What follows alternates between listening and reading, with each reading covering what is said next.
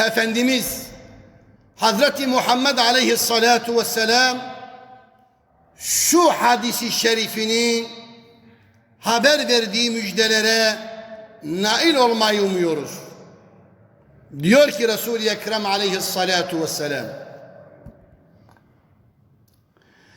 İzâ kânet leyletun nisfi mineşşa'bân فقوموا ليلها وصوموا يومها فإن الله ينزل فيها لغروب الشمس إلى سماء الدنيا فيقول ألا من مستغفر فاغفر له ألا من مسترزق فأرزقه ألا مبتلى فأعافيه ألا كذا حتى يطلع الفجر.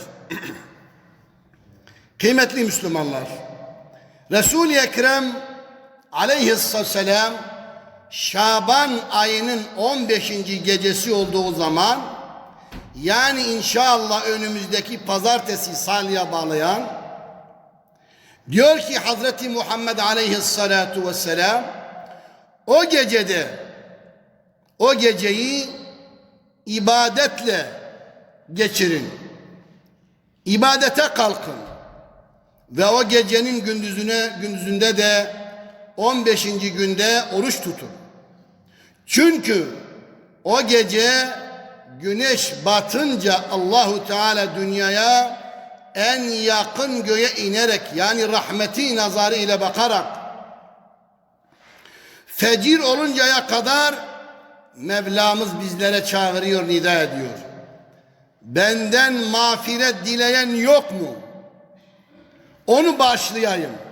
Hepimiz Rabbimizden rahmetini ve mağfiretini dilemeliyiz. O kadar ki muhtacız. Yüce Mevlamız diyor ki, isteyin ben affedeyim. Benden rızık isteyen yok mu?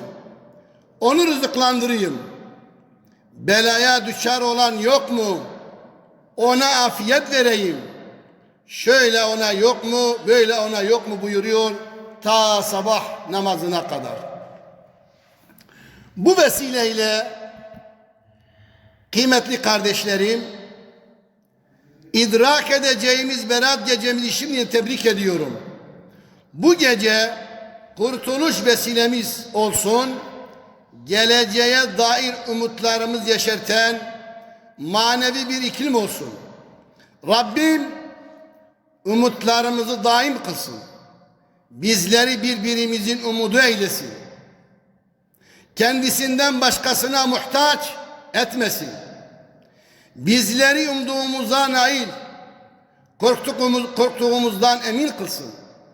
Rabbim bizleri ve evlatlarımızı, nesillerimizi Allah'a kul, Hazreti Muhammed Mustafa'ya ümmet, Kur'an'a hadim, İslam üzere kaim, ibadetlerinde daim olan kullarında eylesin.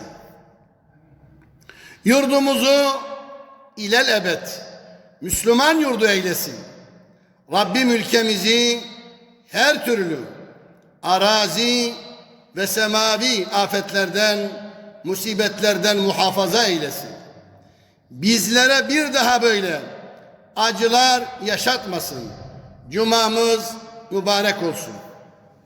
Ve ahiru da'vana enilhamdülillahi rabbil alemin ve sallallahu teala ala seyyidina Muhammedin